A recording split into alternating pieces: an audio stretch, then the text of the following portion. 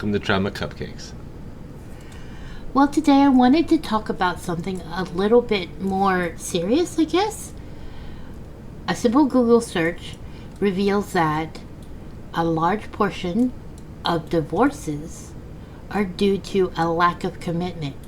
And one of those in it is video gaming, like gaming addiction. What do you guys think about that? Like, what do you think causes that to happen? Like, for me, I'll start. I would think that that person would know what they were getting into, or do you think it's a matter of not revealing who you really are at the beginning? I think there's a couple of different variations of this, right? Like I've seen on Leanne's TV shows where there's a dude who he was dating this chick. She fucking probably after like 6 months saw his apartment, right? And she was like, "Why do you have a PlayStation?" He's like, "Oh, I game." And she was just like, "Well, we're gonna have to stop that." And she's like, "My man don't game." So it was like after 6 months, just to find that out. But also, there's just certain people I think who are gonna be not into gamers, right? But they want to maybe, what's the word I'm looking for? Try and like change that person out of gaming. I think that's going to cause a lot of issue because people, not only women but men do it too, where like they can try to change that person, And that causes issues. let me say ahead of time, like, we know that it's on both sides, but statistics say that usually it's the woman who, or that is doing the divorcing, and it's the guy who's getting divorced because of his gaming addiction. But there are women too who game. But for this point, if I ever say him, I'm just referring to what statistically they say is the ratio, right? Yeah, I think that's fair to say though, because as far as my experience in like 30 years of gaming, I've met maybe a dozen or so women who are gamers between like World of Warcraft, FPS games, other genres, where like obviously I could log on to Siege right now and find anywhere between the age of like 10 to like 30-year-old dudes. It would be super easy. So it's definitely going to be, statistically, it's going to have to be guys. What do you think, Ryan? Well, it's kind of a combination of things, I suppose. A lack of really knowing the person you're getting involved with, not building that friendship early on, or even assuming you know a person's hobbies or whatever. But it could also be in the beginning of the relationship there wasn't a lot of gaming. Maybe they met in a time frame where he wasn't playing a lot because there wasn't interesting games at the time. Yeah, I was about to say, because there wasn't And then anything out. Oh, that's a great example. Actually. Yeah, That's me and Leanne. something big hits, super excited about it, drops almost everything to play it. But then now she feels ignored, left out, or I suppose even abused at some point in the relationship because of this game. Like an emotional abuse. Yeah, so it would almost come to a point of resentment. Yeah. So what advice would you have? I mean, our target audience, right? Our listeners out there, I can guarantee you someone out there has been through a situation where they've either felt that they were shamed for gaming, or been asked, why are you still gaming at this age or whatnot. What do you think what advice do you have for them if they're wanting to get into a relationship and making it work? I think it depends how aggressive your partner is about your gaming. If they're really aggressive about it, don't even waste your time. You're not going to change their mind. Yeah. You need to just think of them as like an older boomer type person. You're not going to change their thought process on it.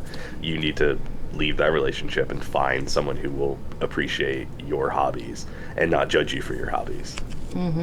Because a lot of people consider most of my hobbies, and probably your guys' hobbies to an extent, very childish. I mean, I collect Gundams and stuff like that. You know what I mean? They're not very mature, manly hobbies in comparison, or at least not in American comparisons. I'd say, like, I imagine my hobbies in probably like Japan and stuff are seen as totally normal. Not me looking at my Grogu doll.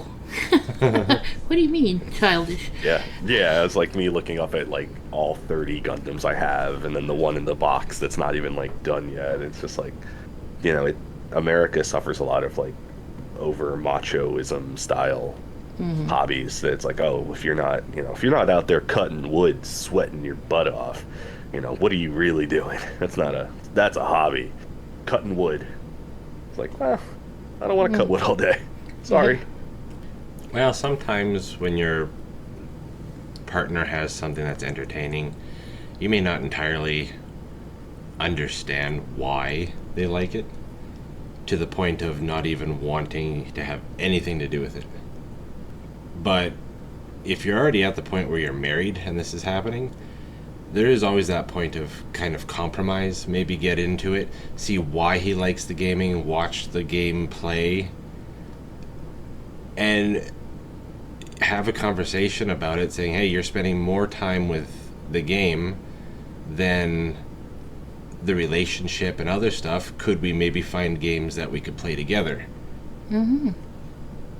Because there's a lot of games like on Nintendo Switch that are exclusively simple, fun multiplayer. Yeah, they can be kiddie, childish, but it's just kind of fun, simple party stuff. Hell, have a couple drinks. Yeah. And then that childish side will come out and you'll have fun together. And then there's other games too that are completely cooperative. That you can work progressing your characters or the game world together and feel a sense of achievement together. He'll be able to play his games that he likes, and maybe she'll be able to find something enjoyable about whatever it is too. It's the different quests or the crafting or decorations. It's whatever it needs to be. Because I know with us, you like crafting and decorating, and I like to go out into the dungeons or outworld and kill stuff and do quests. So together, we work together as a single unit. Like I said, if you're not really into games, Minecraft, to me, is one of the first games that I would suggest for a couple getting into it at the beginning. Because to me, I think it's so creative. It's fairly easy to pick up. And it's just fun. It's good fun that you can have together. Because I was about to say, if you guys are if the both of you are very competitive, I would not do a competitive game necessarily with each other, like against each other, if one of you the other one is a sore loser, because that's a fight waiting to happen. Yeah. I don't even recommend competitive games in general. Yeah. Like, I'm very competitive, and I'll play Siege with Leanne, and I know how good she can be. So when she does poorly, I'm just like, why are you fucking around? She's like, I'm not, I'm trying. I'm like, nah, you fucking around. I've seen you do way better than this. And I think Ryan's advice is great, though, for if you're like in an actual, like, you want to keep this relationship, you want to make it work. My advice is definitely more like, and I think this is more about my personality, of just like, yeah, fuck it, find someone else. Yeah. In the very beginning, it's kind of like, now is the time. If you're like, if you see the warning signs on both sides, the red flags, like if she or he comments on why you have all this stuff, red flag, know.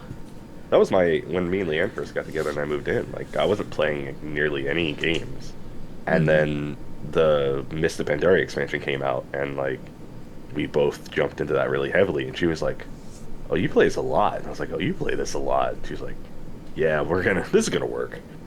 Yeah. But if one of us had been like, whoa, you're playing this a lot, and the other one was like, yeah, I'm gonna play this a lot, that might have been an issue. But also to discover, like, for me personally, like, I knew she played WoW, but I didn't really, in my mind, realize that she only played WoW.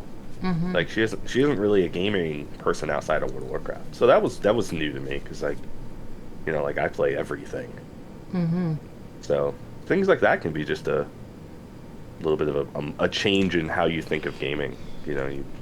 You expect someone do you expect someone to play everything the same way you do, or if they play WoW, they'll also play like console? But it doesn't always work like that. Just like my mom, like when my dad was alive, he was really into sports, right? And she didn't really get into it, but he loved to just sit on the in his recliner and watch sports. And she used to harp out at him about why he would just spend hours, because she thought he wasn't really doing anything. But then she just sat with him and watched with him, and she ended up liking it too. So in the end, I know she'd yell at the TV more than he would. Yeah, I know in the end too, that's a big deal. Like, I know when Ryan is playing competitively, even if it's against the AI, if I pull up a chair and I watch him and I'm like, oh, that's awesome, blah, blah, blah, and I really get into it because he's really doing some amazing stuff, I mean, it's a great time, and I think he enjoys that too. It's kind of like cheering your guy on whenever he's playing sports or something like that, right? Because in essence, esports, for example, that's part of it too. And maybe in turn he'll feel that with you giving him that time or whatever, be like, hey, do you want to do something like this for a little bit, And I imagine that a reasonable guy or girl who's into gaming will be like, yeah, it's only fair. You watch me play this. Let's go and watch that show you like, or something like that we like, or something like that. I think it's completely doable. But to me, I'm thinking maybe divorce. It's just a band-aid to something bigger. Divorcing a guy or a girl for their gaming addiction, to me, tips off something. If he's playing a lot or she's playing a lot, something tells me, why are they playing a lot? Because for me, I don't know about you guys, but a lot of times I can tie a game that means a lot to me to some bullshit I was dealing with some heavy stuff I was dealing with in real life. That's 20 years of WoW, baby. 20 years of WoW. Yeah, no, WoW's 100% linked to like 90% of all trauma. Mm-hmm. Because it is a form of entertainment. Mm-hmm. So if you've had a super stressful day at work or whatever, coming home, playing your favorite game, and just melting your brain to it is sometimes the best way to relieve it. And if your partner's sitting there with you, going through it with you, you may not be talking about the stresses you had at work, but they could imagine seeing you play the game and getting rid of that to the point where you may actually be willing to talk about it. Where coming home from work with it all, you don't want to, because you just end up yelling. And then that can start a fight. Oh, yeah. Yeah, I mean, sometimes even if you're aggravated, right, but you don't want to talk about the thing you're aggravated about, just being able to play the game and have your significant other there and talk to them about the game just makes you feel better. Mm-hmm. But if the person doesn't like games, that's going to be really hard. I don't know about you, but like you have musicians, they play together, there's this sense of dopamine you get when you're creating like this really good music. I get that same kind of thing when I'm playing with people and we're getting shit done on a game. Like when you're just like clockwork, when we're like just going through that dungeon where people are struggling and it's just working so great. There's a really good feeling I get, like this hit from, being able to do that. Like Ryan and me, whenever we were, just recently we were doing some, was it World Quest or something? We were just two ret pallies just tearing through, just mowing down everything. Yeah. Oh, PvP, when we were doing PvP. We were doing PvP as well. Because I forgot to change. I'm usually holy, but when I queued in, because we were doing Super Boom, I was just ret. And yeah, I can see why it's a little bit addictive to just... Well, yeah, they come in and go, ha ha, healing pally, and then they hit both of us, and then they start fleeing, and then you get that smile on your face. Yeah, run, little guy, run. But yeah. Well, anything else to say to anybody out there who's going through this right now? And somebody who might be having relationship issues or trying to get into a relationship? Okay, from what I gather, John says, when you're in it early, there will be signs. If they're already griping in the beginning, saying something about your games, just don't go into it more. Better to end it early. Is that right? About right, John? then Yeah, I would say so. I mean, if you're already if you're already being annoyed in 1 month, it's not going to get better in a year. it's just So- yeah. You know, sometimes so I know they say time heals all wounds, but like if you already have a wound 1 month in, you might want to reconsider something. I mean, if that's a core element of who you are, right? Yeah, I mean I know it's probably similar for you guys, but I mean, yeah, gaming is like a major part of me. Like, you're not gonna get into a relationship with me, and I'm not gonna not be gaming. Like, it's 100% of my person. You know, and it You're gonna have doesn't a really real hard matter. time separating. Yeah, it doesn't even matter what it is either. Uh-huh. If you had an extreme hobby where you just go and relax by tinkering on your car, truck, motorcycle, you're not spending time with your partner either. Yeah. And you don't want them pestering you while you're trying to change parts of your vehicle. If you're out doing carpentry, you're cutting wood, you're making noise, you're not talking to your partner either.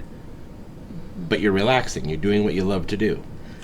That raises a good question about societal norms, because if you think about it, if you're gaming, people don't think that amounts to anything. So you never hear somebody say, I'm divorcing them necessarily because they work in the workshop too much making furniture or something like that.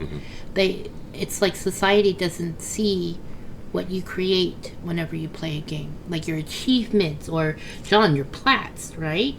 Yeah, Yeah, They don't- digital achievements mean nothing. they equal up into nothing. Yeah. Yeah. But for the people who work around them and obtain them, it can be everything. Exactly. I would have to say, and I know this sounds very cliche, but if you are in a relationship with somebody who enjoys their gaming or their hobby a lot, find a hobby that you can you can do too, right next to them. One of my favorite things to do is, like, if Ryan is deep into his game, I love having my Audible book or a book, and I will just saddle up next to him while he's doing his thing. And I don't know if that's a neurodivergent thing, but we can be in the room and not say anything to each other and be perfectly at peace and content. It is the best feeling. We don't have to talk all the time. It's similar like that with me and Leanne, but like I'm gonna talk because, well, like she'll be watching those, like 90 Day Fiance shows, and she'll watch it, but my favorite thing to do is go in and be like, oh look, that's scripted, or like, what's wrong with that person in the background? They like point shit out, and she'll like laugh at it, and she's like, she's like, how did you notice that? I'm like, because I don't watch this stuff, and I think it's dumb, because it is dumb, but you know, she finds it entertaining in some form. But it's still something that we get to do together because, like, I don't have an investment on it, so I can find all the nitpicky stuff. Yep, social media.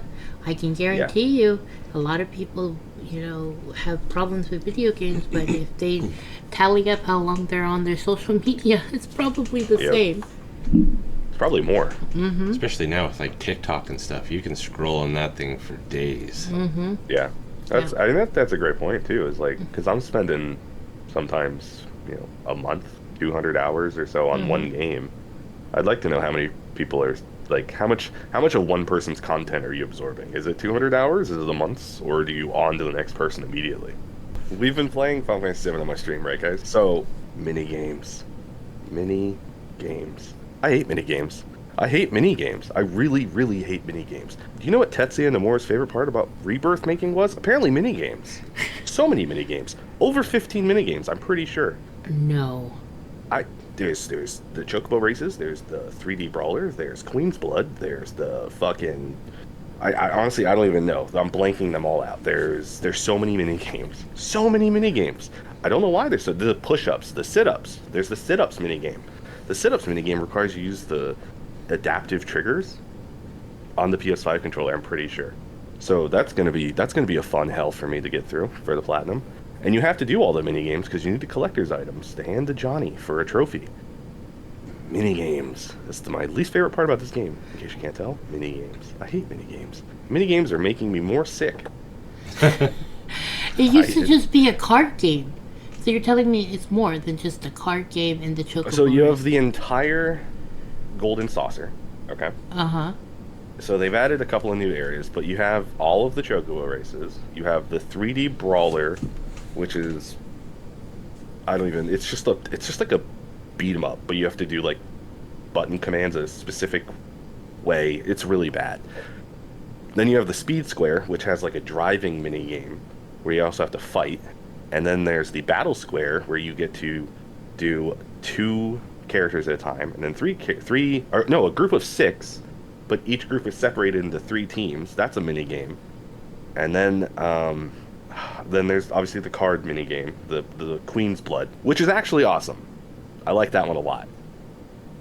Then there's, I think, the event square mini games. So there's more there, like 2 or 3. Not to mention the Fort Condor mini game, which is like a RTS. Yeah, it's like an RTS. Yeah.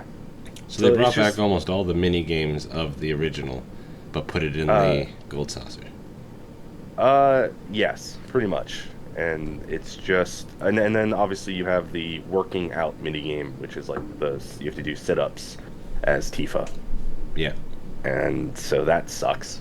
And then there's actually the ship section where you go from Junon to Costa del Sol. You have to take a ship there, and on the ship ride there, you have to do a Queen's Blood tournament. So that's fun, especially if you don't like Queen's Blood. That's great. There's also the whole open world map thing, so the game is separated into like regions now. So you've got like the grasslands, which is like right outside of Calm. Then you've got the Junon region, and then the Coral region. And each region has like 5 side quests, and then like 3 to 6 like Queen's Blood people, I think you have to fight, and then some more I don't even know what you call it, Chadley missions. I hate Chadley so much. I don't have a lot of nice things to say about this game. I just don't like all of it's like Far Cry. Okay, you guys have played Far Cry, right? Like 3 or 4? Yeah. Mm-hmm. You know how you have to find the towers, and then the towers will show other things on the map that you can go do? Yeah. That's what they did in this.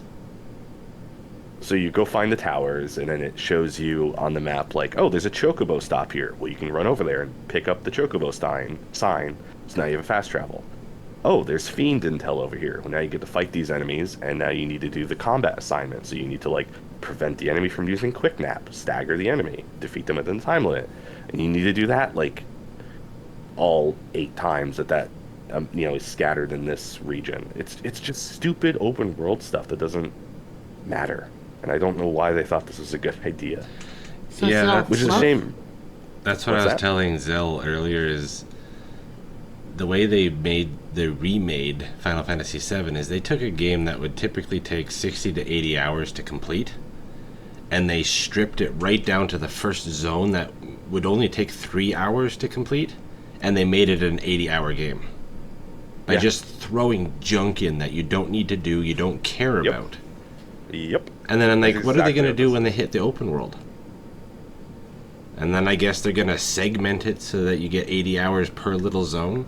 Like, you're not even getting a story at that point. You're getting a task manager, like work. Yeah, I had to ask my buddy, because I haven't played the game in like 2 days because I've been sick, obviously. I had to ask him to like refresh me on the story because I forgot what we were doing. Because I've spent so much time in the open world just going and trying to finish everything. That it's like Far Cry, where I just don't remember what's happening here. Like, what's the story again? And which is a shame, because when the story's happening, I'm invested and I want to know what's going on, because like I'm very lost right now in the story, but it's good. So that sucks when like there's good story happening, and then after their game is like, oh, okay, here you have access to this region, go do everything, and then I'm like, okay, I did everything. It's 20 hours later. What the fuck were we doing? Oh, that's a shame, because Final Fantasy, I mean, I can recall all of the stories. They were just phenomenal. And pacing is such a big part of that. Yes. Mm-hmm. Like, I remember Final Fantasy VI, it's core memory for me, and where that song comes in and everything like that, and you're walking in those big, what do you call them, the mech suits? Magitech suits? The Magitech suits, yeah. But now it's like you get lost. Like they try to make it seem like a MMO almost, where you have all these side quests and Yeah. Instead of it being like a storybook where it's running the story and you're getting the events as the story progresses, they tried to make it like a life simulator. So in a disaster zone, there's going to be people asking for help. Are there supplies ready? Can you please clear out my house? There's monsters in it. And you're stuck doing all these stupid little side quests when your character should be chasing after the bad guy that blew up the town. yeah. That's exactly what's happening. Yeah. So you get lost. It's like, why am I doing this slave work? I'm not getting anything. Well, you also for it. and like that's just like the game issues too. Like that's not even getting into like the menus and how these menus are, in my opinion, bad. Like they're just bad because you have like materia and equipment. So that's obviously where you go to change your weapon, your accessory, and like your necklace, and you can set your materia, right? Cool. Would you like to change your party members? Okay, well now you have to press circle again, go back to combat settings, which is a different menu. And now you can press L1 or R1 and go through the 3 defaults, or you can press triangle to set somebody as a leader, or then you can press square and go into another menu, and now you can set your team. And I just don't understand why there's so many micro menus. Like, it's just a menu for a menu for a menu, and I feel like a lot of this could just be reduced. Yeah, originally... There's also a menu called Upgrade Weapons menu. Now, if I said Upgrade Menus weapon, that makes you think you're going to be able to upgrade your weapons. This menu does nothing. Like, it just lets you change your weapon. Yeah. It lets you change your weapon. What the fuck is the point of that? That menu does nothing. It's just it's so fucking infuriating how it's like Hideo Kojima, right, with Metal Gear. The games were good when people were reining him in, and I feel like that's what happened with Tetsuya Nomura here and his team. Is I feel like they were like, yeah, you did really good with Remake, go for it on Rebirth. You need to rein these people in, rein them in, and they will do wonders. But the moment you can let them loose is just when you get shit like this, where it's just too much. I don't like it. But there's also another menu that's just called Party, and it just lets you see everybody's stats. Oh my god. I just don't. It doesn't. You're do kidding anything. me. No, it's just a menu that lets you look at everybody's like Stats. Yeah, just their stats, like their passive skills, their what earrings they have, what bracelets they have, what weapons they had have. That in the original as well. It just doesn't. Status. It just doesn't do anything. Like, if the party menu and the combat settings were the same menu, I'd be like, okay, sure, I can look at my stats, and I can set who I want to be in my party, and I can set their ability shortcuts. But it's just, I just don't like it. Especially after coming off of playing, like, Grand Blue, which is such a great game, this just feels disappointing to me. And I know that a lot of people are going to disagree with me on this, but I think it's just because they're, like, just really big fans of 7. But I don't know. It just is a fucking Yeah, but it doesn't clusterfuck. even feel like 7 anymore.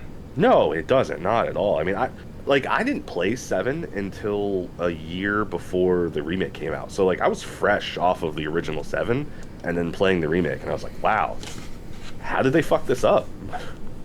Like, you had a really good game in 98, and then you remade... What the fuck is this? So, this is, in my opinion, worse. Oh, there's also party levels, which is different than your individual character levels. So, just more menus that don't need to be. More stuff. Yeah, just stuff, right? But, like, it's just stuff. And they completely removed the better. turn-based strategy aspect. Now it's a button mash and potion drinking game. Well, only if you're on easy. As soon as you get on hard, they're like, no items, sir. Yeah. You're not allowed to use your fucking items on hard. That's aggravating. Yeah, it's very aggravating.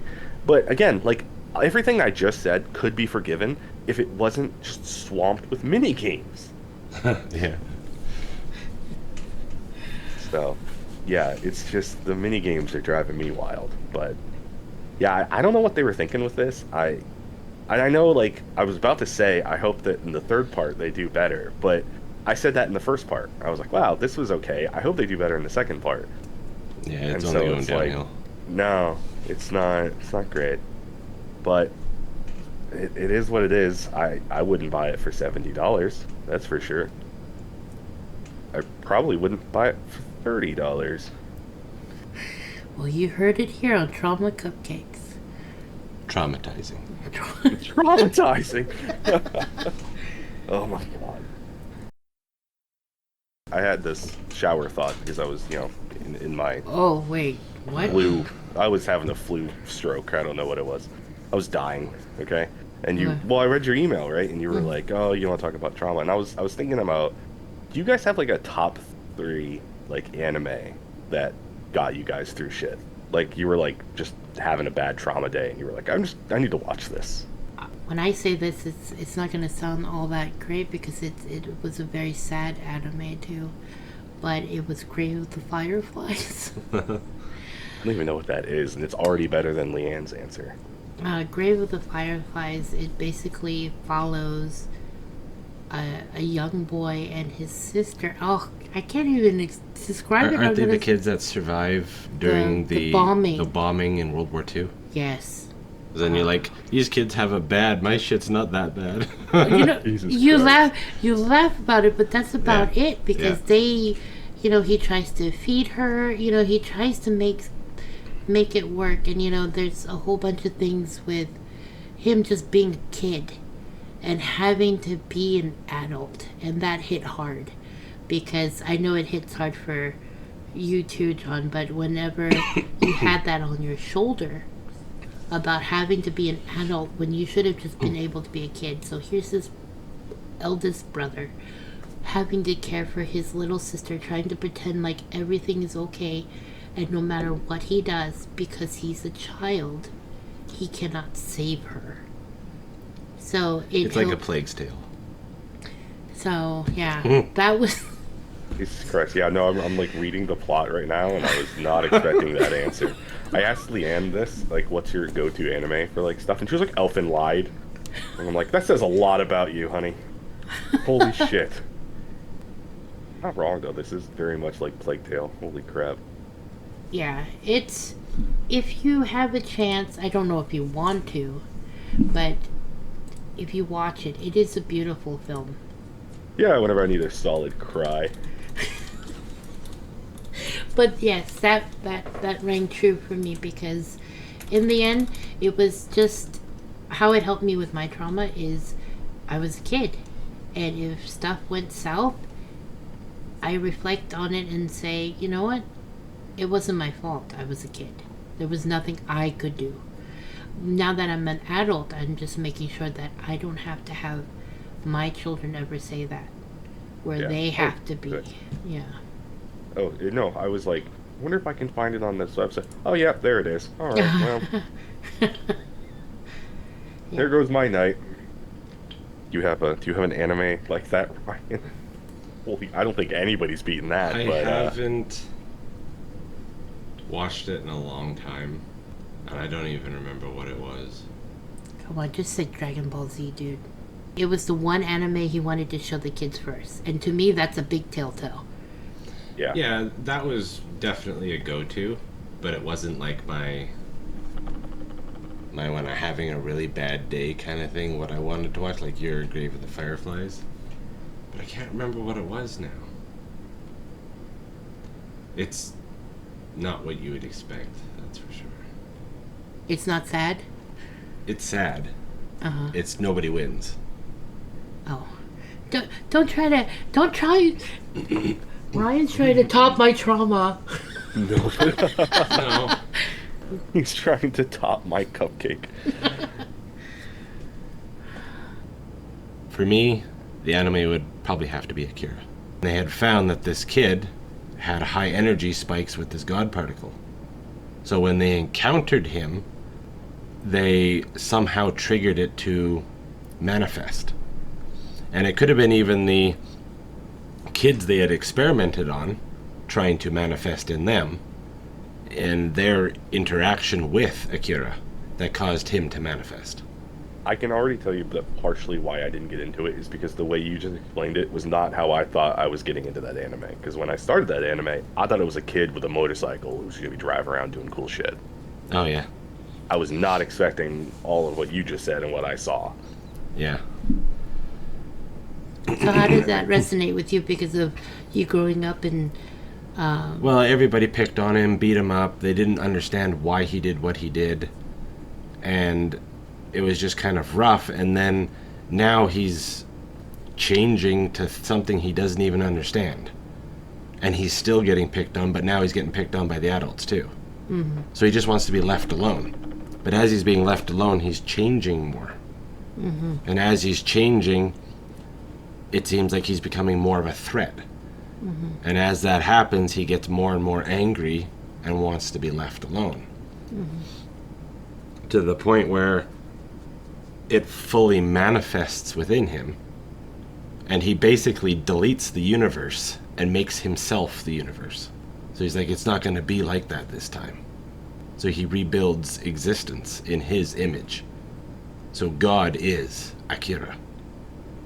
You know, when you hear somebody take that much from Akira, I'm like, I clearly did not. But in Xenogears, it was the same kind of way. Mm.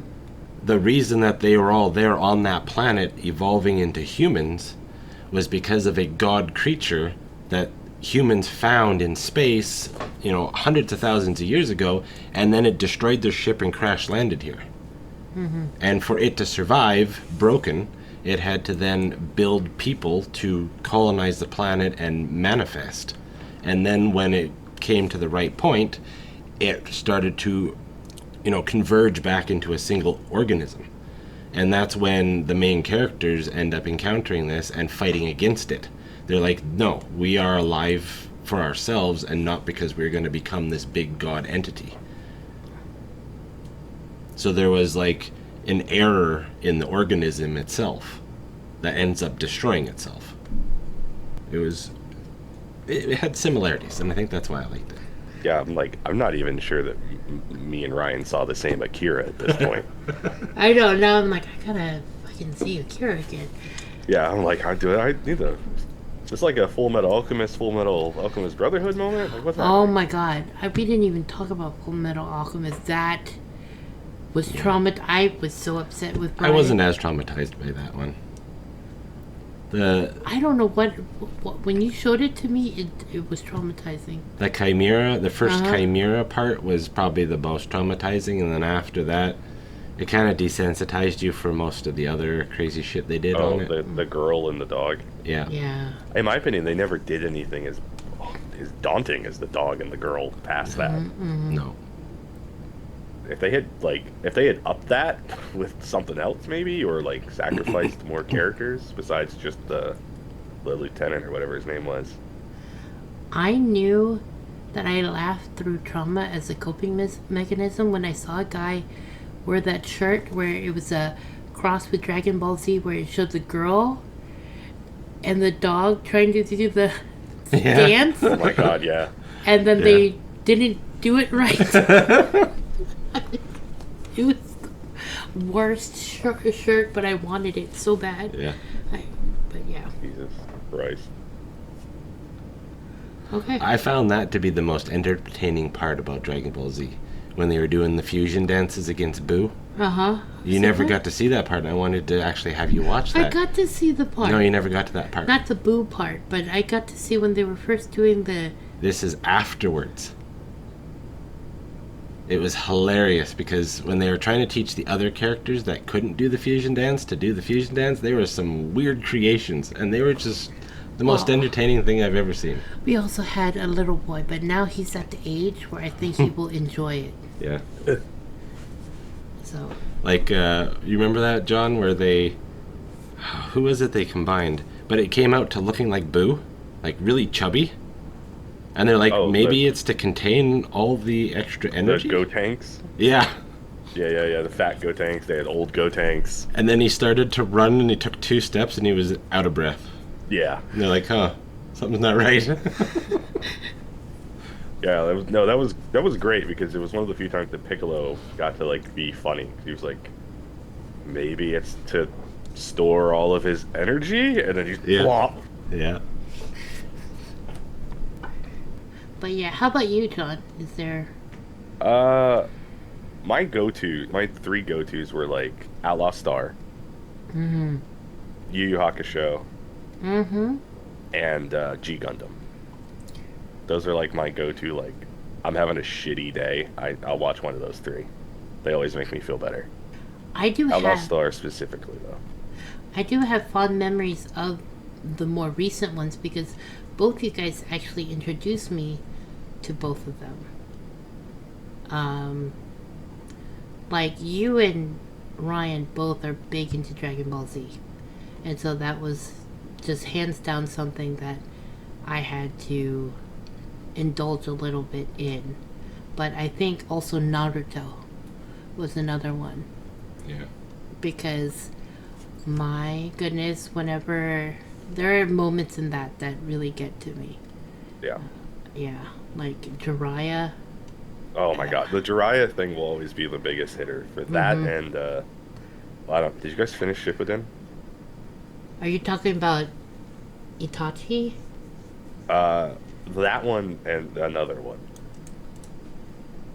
It's at the end of Shippuden. I think we did, right? Finish it with it. I don't Just think say so. it. Just say the... Neji. Yeah. Yeah. Oh, yeah. I've never seen a character unnecessarily die so harshly before. Yeah. But man, it also sucked because yeah, he didn't deserve that. Hands down, they know nothing was withheld. Yeah. The thing that stuck out to me was the puppet guy. And how he made the marionettes of his parents. Oh my god. I felt so bad for the puppet guy, man. Like he had such a sad story, and then they made him lose to Sakura. Oh. He deserved better. Yeah. Right? Oh my god. But he could have, though. That was what was insinuated. If he wanted to, Yeah. he could have. But he didn't. In the end, it just showed you that he was broken. Yeah. How about you? Well, I guess the one I was trying to remember, it wasn't really truly an anime. It was a game with anime, which was Xenogears. Oh fuck yeah. That was my go-to. Yeah. I had the demo disc for that, and I would play that for years. Oh my god, yes, that's gonna trigger memories. I'm still waiting for the remake of that. I'm not bothering with the remake. I want. I don't anything have of that. faith in remakes. Minigames. I just want access to that game. I don't want a remake. Yeah. Just port it up. Give me it. That's actually the first game I ever played that introduced me to Gundams. Yeah. Well, we had bought it was like a remastered version. It was very loosely remastered for the PlayStation 3. And then I was playing the heck out of it, and literally the next week, our controller died. And then the PlayStation 3 died. And then I'm trying to find it on like the PS4, and it's not available. So I'm like, now it's lost to the PS3. And it just drives me nuts that I was able to get into like the beginning of the really good heavy stuff, and I can't even play it now. It's gone. Lost to the You can nether. find it on a like an emulator. If somebody's gonna find something down that alley, it's gonna be John. I don't know what you're talking about. I didn't already Google it. Maybe find it. Oh, if you buy a PS Classic, you can hack it and play Xenogears on it. Yeah. Good luck finding one of those. I still remember too, it had one of those awesome full black discs.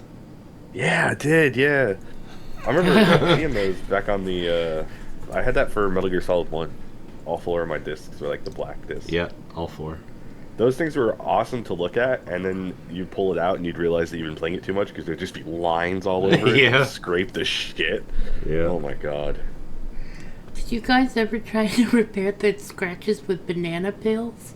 No. Banana peels. Yeah, there's a thing when No. you scratch your CDs, you repair it with banana peels. You rub it down. This sounds like the most Asian hack for video I'm games. gonna look it up. Repair. We went to Funko Land, which was like before GameStop in PA. And they had this thing that you would pop your disc onto this wheel and you'd hold down the fucking handle and it would spin your disc on this like wipe and it would spray and wipe and it was supposed to clean up all of the like scratches. Oh yeah. And the only thing it ever did was snap the disc in half. If you And Google it, we put Final Fantasy X on that and snapped it in half. And my dad beat the shit out of me. And then he put Ace Combat on it, and it snapped the disc in half. And then he beat the shit out of me because he thought I broke the damn device. So we returned the device, and then the guy at the store put a disc in it, squeezed it, and it snapped the disc in half. And the guy was like, "I guess it doesn't work." That was a day. oh my God. Old '90s like tricks to make discs work. Okay. Do we call that the broken CD beatdown? Dude, it was a hell of a day. Okay. Be careful, but if you say how to use a banana, maybe I should have phrased that differently. How do you use a banana? To fix scratch CDs with a banana. Don't start with how to use a banana. The banana method. You're the ones googling it. And apparently there's the oils that are in it that help fill in the scratch So and restore the disc. do you wash the banana off of the disc? Or do you just lick it clean? Like, what Also, do you do with couldn't- all the muck? Couldn't you just use one of those pen markers for cars that like fill in scratch lines? Wouldn't they do the same thing? But I mean, it's As long as it's banana. transparent. Yeah. Well, that's no fun. I mean, yeah, the banana trick. We'll definitely all. You get back to me on that and let me know. Okay, how did we get here? I don't remember. I asked about anime. Okay. Yeah. Oh. Hey, look, in the email you said, and we may fall off into ADHD topics. Here we are. Okay, we have met 3 out of 4 requirements. Oh, I blame Ryan. He talked about the solid black disc, and then you Oh you yeah, he almost had distracted me. messed up Because they your. were so cool, dude. Like you had the fucking the Blu-rays, right, for the PS3, and the PS1s had the blacks, and then they transitioned to the silvery ones. Yep. I Nothing's remember. ever been as cool as the originals. I remember going through the store and peering into the little plastic cases looking for the black disc ones. Yeah, because they just were cooler. That's not what did it for me. What I remember was Dragon Quest. There was a Dragon Quest that when you bought the game, it gave like this epic insert. Like when you took like the free thing you get with it, and you opened it up, it was like an entire fucking map. Yeah, it was the map of the world. Journey of the Cursed King, right? Yes. Yeah, I had the same thing. Oh Yeah, my god! I was like, it was whoa. so cool. That's still hands down best Dragon Quest ever. Did you you remember opening it and just smelling all?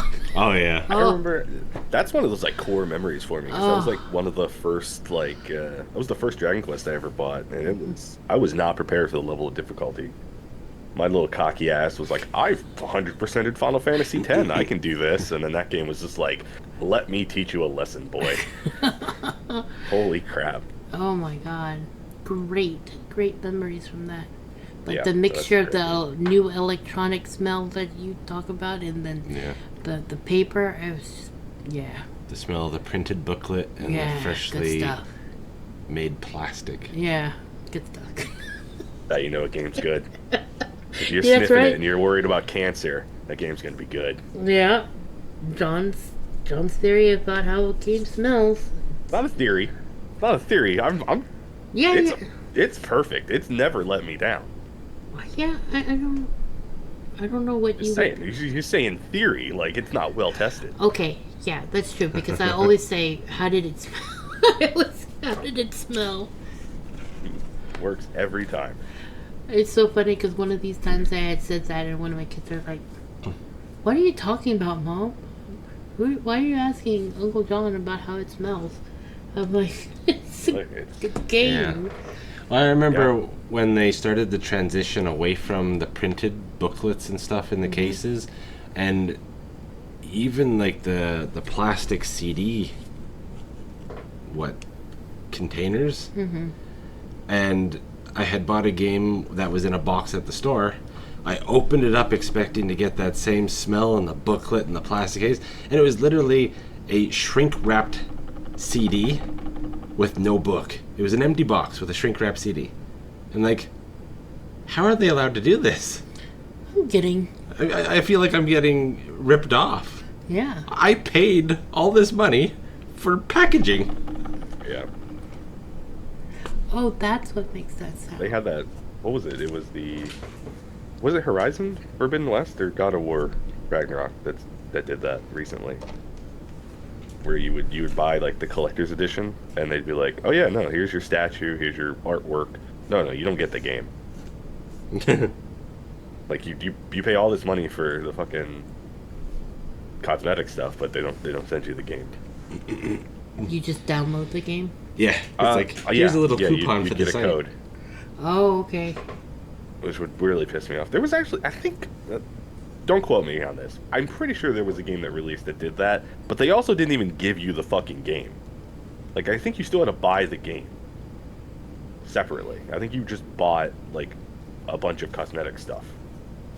And then you just had to buy the game separately on your own time, which was ridiculous. We were traumatized even when we talked about Final Fantasy and minigames. Like the original games were they're very deep on the story. They didn't have a whole lot of extra junk that games have now. It was like straight to the story. So you'd go from a point of, wow, we're awesome, we just killed this boss, to literally seconds later them revealing that one of the main party people that you were trying to save is dead on the floor, and you're like, what the fuck? And then you realize that the guy you thought you killed is just getting up and walking away saying, I'll see you later. And you're like, what the fuck? Yep. And it's just like, what just happened? And they built that relationship with the character the whole way through, to the point where you feel really bad that the character died. Mm-hmm. But the whole fight to try and save them amounted to nothing. Mm-hmm. So you feel like shit. Mm-hmm. See, that's kind of what they're doing with this Rebirth story. Like, it's similar to that, right? Like, where you're invested like that. But, like I said, you just constantly keep getting interrupted with all the bullshit. Yeah. Which is a shame, because, like... And I know people are like, well, you just don't do it. I'm like, well, you have to do some of it. Like, it's not an option. Yeah, that's kind of why I refuse to play the remaking of the Final Fantasy VIIs. I played the first part on PlayStation Plus, and I just really wasn't impressed. There was too much junk. They screwed over all of the summons. The summons used to be like that marker of progress. You would find them, you would then put them on a character, they'd make them extra powerful, and then you'd start leveling it up to be better. And then now it's like in the first one you get like, 5 summons that should be spread through the whole game? It didn't make any sense. Mm-hmm. It doesn't help either with the way the combat system works and how the summons work in this. They're not like... You don't play as the summon. You summon them, and then they just kind of stand there, like, what am I going to do? And then you have to build an ATB gauge and then tell them what to do. And it's that's one of my biggest issues with the combat is, like, it's stupid. Like, the AI is stupid. They'll just stand there and be like, I have no idea what I'm doing. How am I supposed to function unless you tell me exactly what to do? It's like, I wish you could just function on your own there, but without me needing to hold it. That kills the immersion, too. Yeah, because I'm like swapping between 3 characters at all times, and it's like, dude, this micromanaging is just tiring. See, from the original, that was a turn-based strategy game. That was the purpose of it. You were able to plan out their speed to when they're going to have their turn, and you're able to execute the moves, spells, whatever. But now you're just hoping the AI isn't being stupid and doesn't do what they're supposed to be doing. And I've had that happen a lot on the first one. And like, you're set to heal, why are you not healing? And I just watched them sitting over there in the corner. I don't even know what they were doing. They were just not doing anything.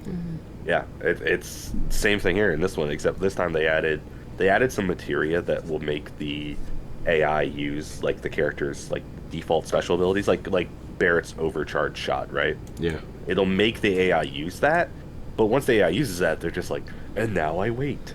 Yeah. No, please use your ATB gauge and cast Blizzard or cast Thunder. Do something. No, I'm just gonna. It's better if I just stand as far away from the opponent as I can and wait until you tell me what to do. It's like, God, this sucks. Which again, Grand Blue Fantasy Relink, the AI in that is fucking wonderful. How can we have AI that great, and then we're playing Square Enix, who is supposed to be like the gods of Yeah, RPGs, exactly. fuck up so hard. But again, I'll keep saying, when you give these people like Tetsuya Nomura and Hideo Kojima free will and free reign to do whatever they want, you're gonna get a shitty game. It just it happens every time. I know that people are gonna be like, Metal Gear Solid's the best, or Metal Gear Solid 5's the best one. It's not.